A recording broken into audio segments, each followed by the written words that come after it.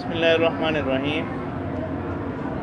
اب یہ ہم پڑھ رہے تھے فصل بعض برے عقیدے بری رسموں کے بیان، تو اس کو انہوں نے 3 حصوں پر تقسیم کیا تھا کہ وہ عقیدے یا رسومات جو کفر تک لے جاتے ہیں، دوسرا وہ بری بدعات بری رسمیں، تیسرا ہے چند بڑے گناہوں کا بیان۔ سارے نہیں ہیں، چند بڑے گناہوں کا بیان کریں گے، جیسے اللہ تعالیٰ کے ساتھ کسی کو شریک ٹھہرانا۔ اب اس میں بعض گناہ ایسے ہیں جو کفر تک بھی لے جاتے ہیں۔ ناحق کسی کو قتل کرنا، یعنی کسی نے کوئی غلطی، اس کا کوئی قصور بھی نہیں ہے، اس کو ناحق کیا کر قتل کر دی۔ والدین کو تکلیف پہنچانا، بدکاری کرنا، یتیموں کا مال کھانا، کسی پاک دامن عورت پر کیا کرنا، تہمت لگانا،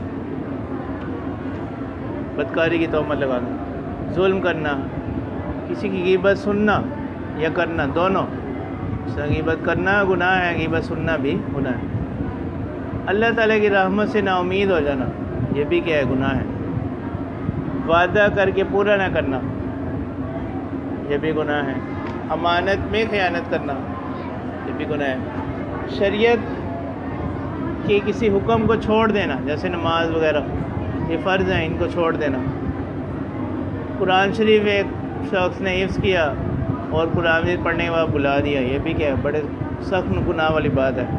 جھوٹ بولنا، خاص طور پر جھوٹی قسم کھانا،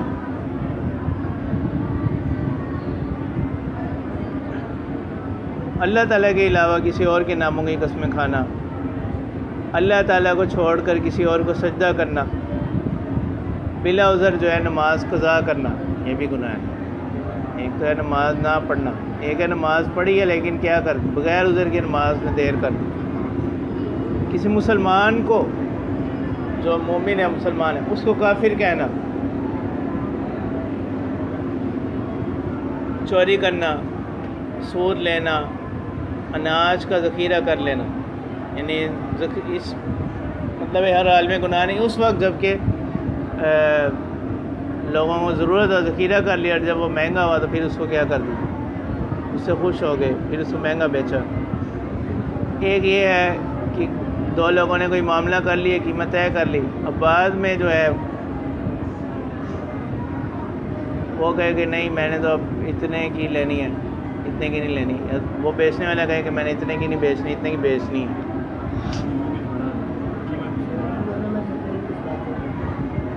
غیر محرم کے پاس تنہائی میں بیٹھ، نہیں ایک مرد ہے ایک عورت ہے، دونوں کا آپس میں کوئی محرمیت کا رشتہ نہیں ہے، میاں بیوی بھی نہیں ہے، یہ بھی کیا ہے، گناہ ہے۔ جوا کھیلنا، ٹھیک ہے، کفار کی رسموں کو اس طرح پسند کرنا کہ اپنی رسمیں کیا ہوں، ان میں عیب نکالنے شروع کر دیں، یہ بھی۔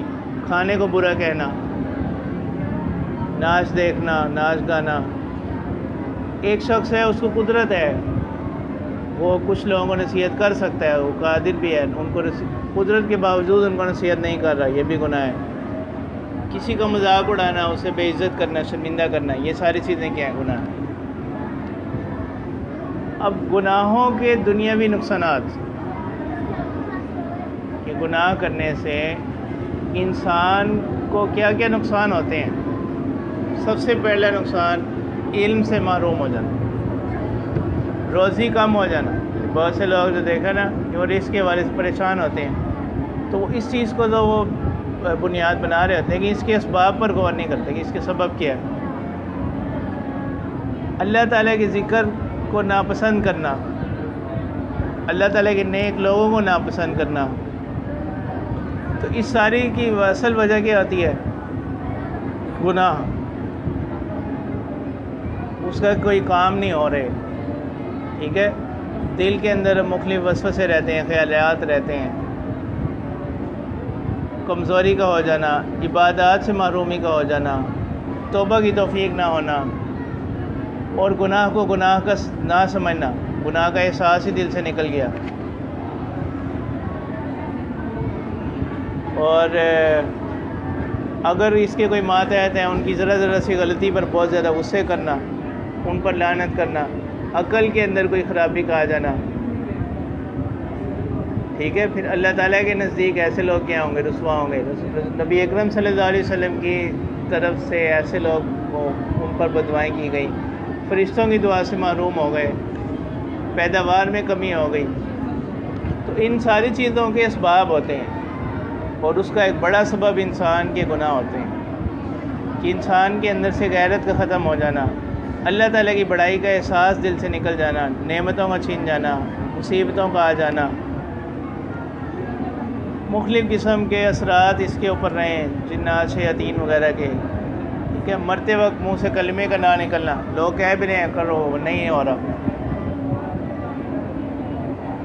تو یہ سارے وہ کام ہیں کہ جن کے پیچھے کوئی نہ کوئی گناہ ہوتے ہیں، ان کا سبب کوئی نہ کوئی گناہ بنتے ہیں. تو یعنی صرف اتنا نہیں ہے کہ انسان سمجھے کہ بس وہ گناہ کر رہا ہے بات ختم ہو گئی، بلکہ گناہ اپنے اندر جو ہے بڑے اثرات رکھتے ہیں، جو دنیا میں بھی انسان کی زندگی کو کیا کرتے ہیں، متاثر کرتے ہیں.